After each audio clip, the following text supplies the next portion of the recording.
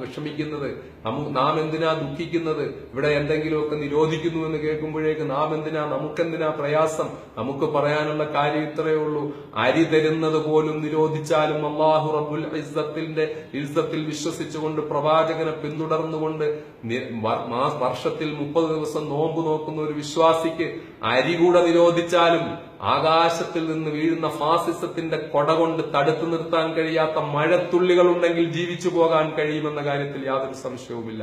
മുസ്ലിം ഉമ്മത്തിനെ ആരും ഏതെങ്കിലും നിരോധനത്തിന്റെ ഉമ്മാക്കി കാട്ടി പേടിപ്പിക്കേണ്ട കാര്യമില്ല എന്നാണ് നമുക്ക് ഈ വിശുദ്ധ റമദാനെ മുൻനിർത്തിക്കൊണ്ട് പറയുവാനുള്ളത്.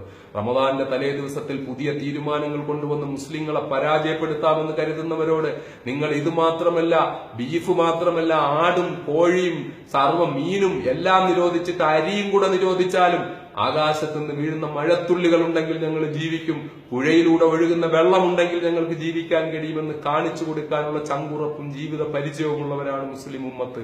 ആ കാര്യത്തിൽ